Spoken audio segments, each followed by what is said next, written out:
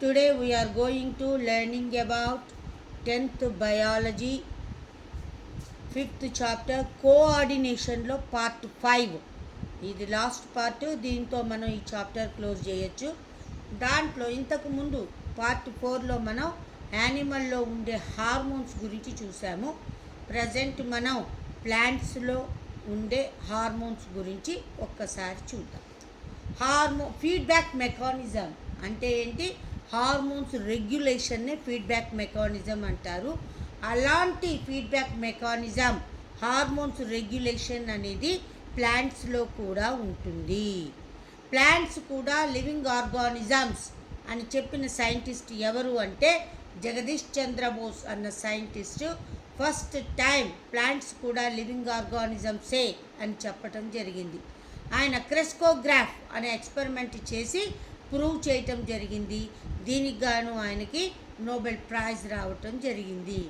ఇప్పుడు మనం ప్లాంట్స్లో ఉండే ఫీడ్బ్యాక్ మెకానిజం గురించి చూద్దాము. Stimuli response. స్టిమ్యులై అంటే మనం ఆల్రెడీ తెలుసు, environmental change it will be effect on our body or any living organism is called stimuli.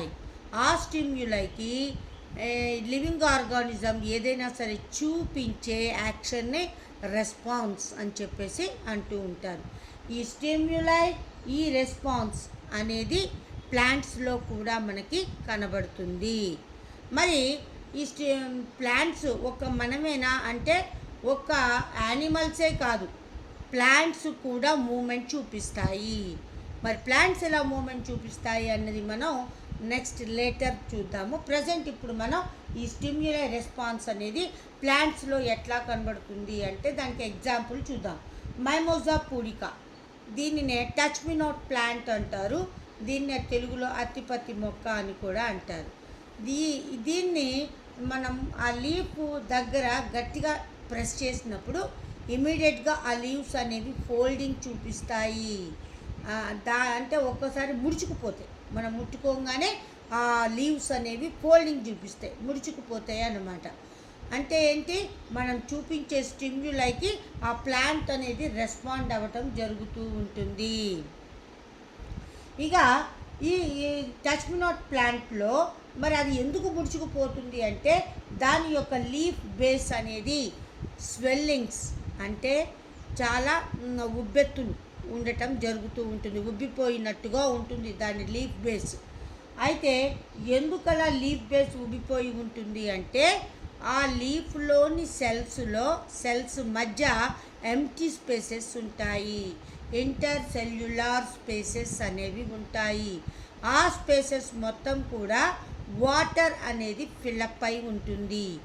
దానివల్ల ఆ లీఫ్ యొక్క బేస్ అనేది ఎలా ఉంటుంది అంటే స్వెల్లింగ్ వచ్చినట్టుగా ఉబ్బిపోయినట్టుగా ఉంటుంది.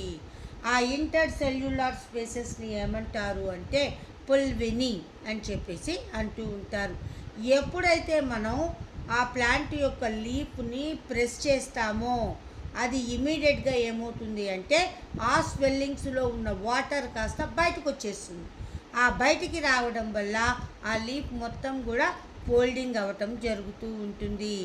ఇలాంటి మూమెంట్ని ఏమంటారు అంటే నాస్టిక్ మూమెంట్ అని చెప్పేసి అంటారు. దీన్నే ఏమంటారు అంటే థిగ్మోనాస్టీ అని కూడా అంటూ ఉంటారు. ఇక ప్లాంట్స్లో కూడా హార్మోన్స్ అనేవి ప్రజెంట్ అయి ఉంటాయి. ప్లాంట్స్లో ఉండే హార్మోన్స్ని ఏమంటారు అంటే phyto hormones or growth regulating substances అని చెప్పేసి వాటిని పిలవటం జరుగుతూ ఉంటుంది. మరి ప్లాంట్స్లో హార్మోన్స్ అనేవి ప్రజెంట్ అయి ఉంటాయి అని మనం చెప్పుకున్నాం. ఆ ప్లాంట్స్లో వెరీ వెరీ ఇంపార్టెంట్ హార్మోన్, ఎక్కువ యాక్టివిటీగా ఉండే హార్మోన్ ఏంటి అంటే ఆక్సిన్స్ అని మనం చెప్పవచ్చు. ఈ ఆక్సిన్స్ అనేవి దేనికి ఉపయోగపడతాయి అంటే ప్లాంట్లో గ్రోత్కు ఉపయోగపడతాయి. ప్లాంట్ యొక్క స్టెమ్ అప్ సైడ్ పెరగటానికి దాన్ని షూట్ అని కూడా అంటారు. ప్లాంట్ యొక్క స్టెమ్ని బ్రాంచెస్ని షూట్స్ అంటారు. షూట్స్ యొక్క గ్రోత్కి ఉపయోగపడుతుంది. రూట్స్ యొక్క గ్రోత్ కూడా ఈ ఆక్సిన్స్ అనేవి ఉపయోగపడతాయి. ఇవి షూట్స్ని రూట్స్ని డిఫరెంట్ చేసి అవి డెవలప్ అవ్వడానికి కూడా ఆక్సిన్స్ అనేవి ఉపయోగపడతాయి. సెల్ ఎలాంగేషన్ అంటే సెల్స్ పొడుగవటం, డిఫరెన్షియేషన్ షూట్స్ అండ్ రూట్స్. మొత్తానికి ఆక్సిన్స్ అని హార్మోన్ పేరు చెప్పగానే మనకి గుర్తు రావాల్సిన పదం ఏంటి అంటే ప్లాంట్లో గ్రోత్కి ఉపయోగపడే హార్మోన్ ఆక్సిన్స్ అని మనం చెప్పవచ్చు. ఇక నెక్స్ట్ వన్ ఏంటి అంటే సైటోకైనిన్స్. మరి ఈ సైటోకైనిన్స్ అనేవి కూడా ఇంకొక టైప్ ఆఫ్ హార్మోన్. ఇవి దేనికి ఉపయోగపడతాయి? సెల్ డివిజన్కి ఉపయోగపడతాయి. ప్లాంట్స్లో బర్డ్స్ అంటే మొగ్గలు, ఆ లేటరల్ బర్డ్స్ యొక్క గ్రోత్కి ఉపయోగపడుతుంది. డిలేయింగ్ ఏజింగ్ ఇన్ లీవ్స్, మనకి ఆకులు పండుబారిపోయి రాలిపోతూ ఉంటాయి, అలా రాలిపోకుండా ఉండటానికి కూడా ఈ సైటోకైనిన్స్ ఉపయోగపడతాయి. Delaying ageing in leaves. తర్వాత స్టొమాటా ఓపెనింగ్ కూడా ఈ సైటోకైనిన్స్ అనేవి ఉపయోగపడతాయి. దీనికి వ్యతిరేకంగా పనిచేసే హార్మోన్ ఏంటి అంటే ఆక్సాలిక్ యాసిడ్ అని మనం చెప్పవచ్చు. సైటోకైనిన్కి ఆపోజిట్ వేలో పనిచేస్తుంది. అంటే ఏంటి? ఇక్కడ ఏజింగ్ లీవ్స్ అంటే ఆకులు రాలిపోవడానికి, తర్వాత సీడ్ డార్మసీ అంటే విత్తనాలు మొలకెత్తకుండా ఉండటానికి, స్టొమాటాని క్లోజ్ చేయటానికి ఈ ఆక్సాలిక్ యాసిడ్ అనేది ఉపయోగపడుతుంది. అంటే సైటోకైనిన్కి ఆపోజిట్గా ఇది ఆక్సాలిక్ యాసిడ్ అనేది పనిచేస్తుంది. తర్వాత గిబ్బరెలిన్స్. ఈ గిబ్బరెలిన్స్ దేనికి ఉపయోగపడతాయి అంటే జర్మినేషన్ సీడ్స్ అంటే విత్తనాలు మొలకెత్తడానికి ఉపయోగపడుతుంది. బర్డ్స్ గ్రోత్కు ఉపయోగపడుతుంది. స్టెమ్ యొక్క గ్రోత్కు కూడా ఇది ఉపయోగపడుతుంది. ప్లాంట్స్లో ఫ్లవరింగ్ కూడా అంటే మొగ్గలు పువ్వుల్లాగా మారటానికి కూడా ఈ గిబ్బరెలిన్స్ అనేవి ఉపయోగపడతాయి. ఈ గిబ్బరెలిన్స్ని యూజ్ చేసి సీడ్లెస్ ఫ్రూట్స్ని కూడా మనం డెవలప్ చేయవచ్చు. ఇది సీడ్స్లో ఉండే డార్మసీని బ్రేక్ చేస్తుంది. అంటే ఏంటి? ఈ సీడ్స్ అనేవి తొందరగా మొలకెత్తడానికి కూడా ఈ గిబ్బరెలిన్స్ అనేవి ఉపయోగపడతాయి. ఇక నెక్స్ట్ వన్ ఏంటి అంటే ఇథిలీన్. దీనికి ఒక స్పెషాలిటీ ఉంది. ఈ ఇథిలీన్ అనేది హార్మోనే, కానీ బయట ఈ కాయల్ని పండ్లని బాగా పండించడానికి, పండుగ అయ్యేటట్టు చేయడానికి ఈ హార్మోన్నే గ్యాస్ లాగా కూడా వాడతారు. ఇథిలీన్ గ్యాస్, ఇది మనకి గ్యాస్ రూపంలో కూడా దొరుకుతుంది. ఇది ఈ హార్మోన్ యొక్క స్పెషాలిటీ. ఈ ఇథిలీన్ దేనికి ఉపయోగపడుతుంది అంటే రైపనింగ్ ఫ్రూట్స్ అంటే ఏంటి? పండ్లు పండటానికి ఈ ఇథిలీన్ అనేది ఉపయోగపడుతుంది. మామిడికాయల్ని, సీతాఫలాలని ఇలా కాయల్ని పండ్లలాగా చేయటానికి ఈ గ్యాస్ అనేది ఉపయోగపడుతుంది.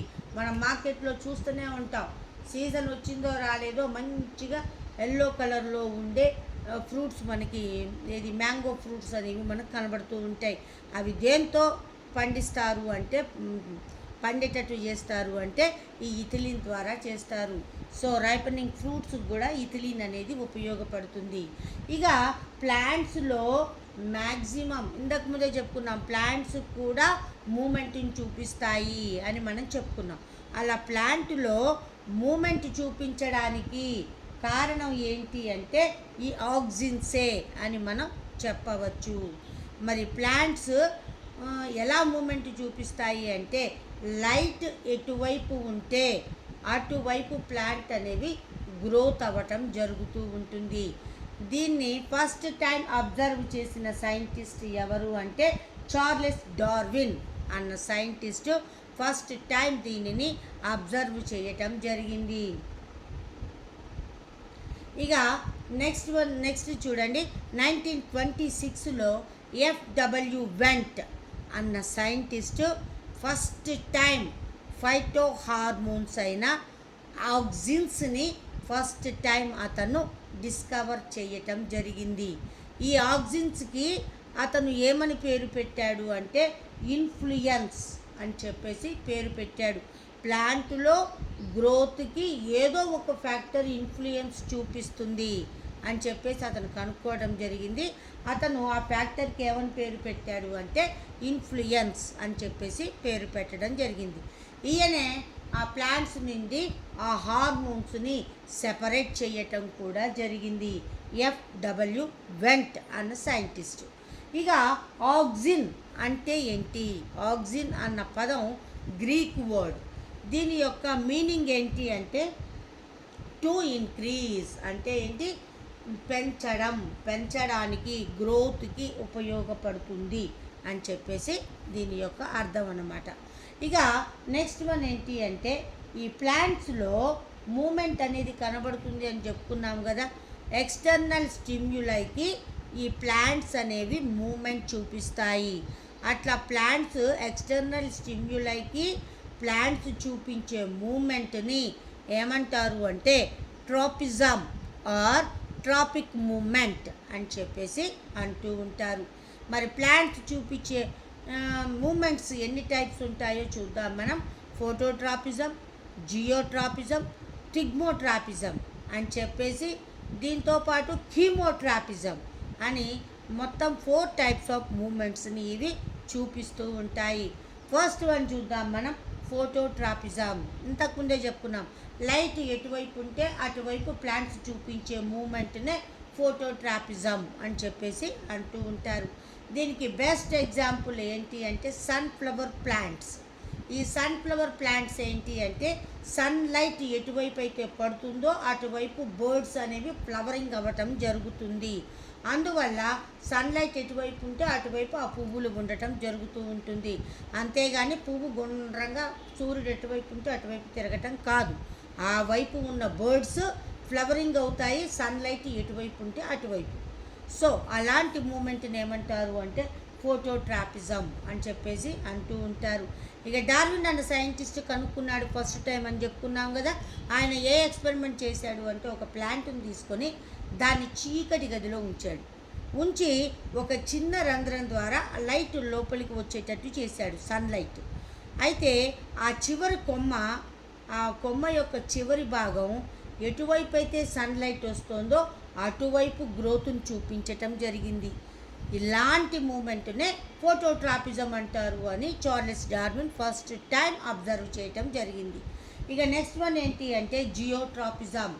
జియోట్రాపిజం అంటే ఎర్త్, అంటే ప్లాంట్ యొక్క రూట్స్ అనేవి ఎర్త్ లోపలికి గ్రోత్ని చూపిస్తూ ఉంటాయి. Inside earth growth shows roots shows inside of the earth because of gravitational force. ఆ గ్రావిటేషనల్ ఫోర్స్కి అనుగుణంగా ఈ రూట్స్ అనేవి ఎర్త్ లోపల నుంచి వాటి యొక్క గ్రోత్ని చూపిస్తూ ఉంటాయి. అలాంటి మూమెంట్ని ఏమంటారు అంటే జియోట్రాపిజం అంటారు. Roots shows growth due to gravitational force in the earth. That type of movement is called geotropism. Right? ఇక నెక్స్ట్ వన్ ఏంటి అంటే టిగ్మోట్రాపిజం. మరి టిగ్మోట్రాపిజం అంటే ఏంటి? టిగ్మోట్రాపిజం అంటే ఈ బలహీనంగా ఉన్న స్టెమ్స్ అంటే తీగలు. ఈ తీగలున్న చెట్లు ఏమవుతాయంటే for example bottle gourd plants, bitter gourd plants, ఇవన్నీ కూడా ఎలాంటివి? తీగలు అన్నమాట. ఈ ప్లాంట్స్ అనేవి భూమి మీద అలా పాకుతూ వెళ్తున్నప్పుడు వాటికి ఏదైనా ఒక స్ట్రాంగ్ సపోర్ట్ దొరికితే ఇమీడియట్గా దానికి చుట్టేసుకొని దాని మీదకి పాకటం అనేది జరుగుతుంది. అలాంటి మూమెంట్ని ఏమంటారు అంటే టిగ్మోట్రాపిజం అని చెప్పేసి అంటూ ఉంటారు. ఇక నెక్స్ట్ వన్ ఏంటి అంటే కీమోట్రాపిజం. కీమోట్రాపిజం అంటే దీనికి ఎగ్జాంపుల్ ఏంటి అంటే ప్లాంట్స్లో రిప్రొడక్షన్ జరిగేటప్పుడు ఈ పోలెన్ గ్రెయిన్స్ అనేవి ఈ ఫిమేల్ పార్ట్ యొక్క స్టిగ్మా మీద పడతాయి. ప్లాంట్లో మేల్ యొక్క ఆర్గాన్స్ అయిన పోలెన్ గ్రెయిన్స్ ఫిమేల్ పార్ట్ అయిన స్టిగ్మా మీద పడతాయి. ఆ స్టిగ్మా మీద పడగానే దాని నుంచి ఒక రకమైన సెక్రెషన్ రావటం జరుగుతుంది, షుగర్ సొల్యూషన్ లాంటిది. ఆ సెక్రెషన్ వల్ల ఏమవుతుంది అంటే ఈ పోలన్ గ్రెయిన్ నుంచి సన్నటి పొడవైన ట్యూబ్ అనేది బయలుదేరుతుంది. దానిని ఏమంటారు అంటే పోలన్ ట్యూబ్ అంటారు. ఈ ట్యూబ్ ఎక్కడికి వెళ్తుంది అంటే ఓవరీలోకి వెళ్తుంది. ఇలాంటి మూమెంట్ని ఏమంటారు అంటే కీమోట్రాపిజం అని చెప్పేసి అంటూ ఉంటారు. ఇక హై లెవెల్లో ఆక్సిజన్స్ ఉన్నాయనుకోండి, ప్లాంట్స్లో హై లెవెల్లో ఆక్సిజన్స్ సెక్రీట్ అయితే ఏమవుతుంది అంటే ఇన్హిబిట్ గ్రోత్ ఆఫ్ రూట్, అంటే ఈ రూట్స్ యొక్క గ్రోత్ని అవి ఇన్హిబిట్ చేస్తాయి. అంటే ఏంటి, ఆఫ్ చేస్తాయి. ఇంకొకటి స్టెమ్కి ఓవర్ గ్రోత్ని చూపించటం జరుగుతూ ఉంటుంది. ఇది హై లెవెల్లో ఆక్సిజన్స్ అనేవి సెక్రీట్ అవ్వటం వల్ల జరుగుతూ ఉంటుంది. ఈ ఆక్సిజన్స్ మీద ఈ ఎఫ్డబ్ల్యూ వెంట్ అన్న సైంటిస్ట్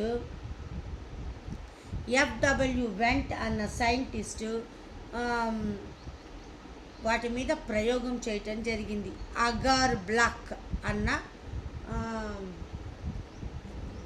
దానిని ఉపయోగించి ప్లాంట్స్ యొక్క గ్రోత్ ఎలా ఉంటుంది అన్నది అతను చెప్పటం జరిగింది.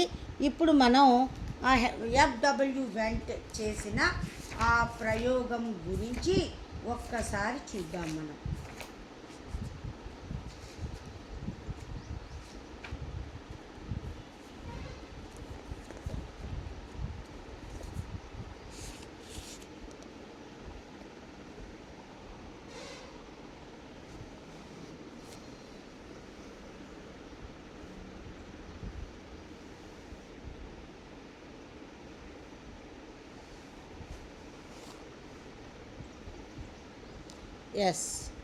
ఇది ఎఫ్డబ్ల్యూ వెంట్ చేసిన ప్రయోగం. ఈ ప్రయోగంలో చూడండి, అతను ఒక జర్మినేటింగ్ సీడ్ని తీసుకున్నాడు. పైవైపు షూట్ వస్తుంది, కింద వైపు రూట్ రావటం జరుగుతూ ఉంది. ఇక నెక్స్ట్ ఏం చేశాడు అంటే ఈ పైన ఉన్న షూట్ని కొద్దిగా కట్ చేసి దాని మీద అగార్ బ్లాక్ని పెట్టడం జరిగింది. అగార్ బ్లాక్ అంటే ఒక చిన్న చెక్క ముక్క, వెయిట్లెస్గా ఉన్న చెక్క ముక్కను దీని మీద పెట్టి మళ్ళీ దాన్ని కొన్ని రోజులు గ్రో అప్ చేయటం జరిగింది. గ్రో అయినప్పుడు ఏమవుతుంది అంటే అగార్ బ్లాక్ ఎటువైపు అయితే పెట్టాడో అటువైపు ఆగిపోయి ఆ పక్క సైడ్ నుంచి గ్రోత్ రావటం జరిగింది. సో దీన్ని అబ్జర్వ్ చేసి అతను ఏమని కనుక్కున్నాడు అంటే ప్లాంట్ యొక్క గ్రోత్కి ఏదో ఒక ఇన్ఫ్లుయెన్స్ ఉంటుంది అని చెప్పేసి అతను కనుక్కోవటం జరిగింది.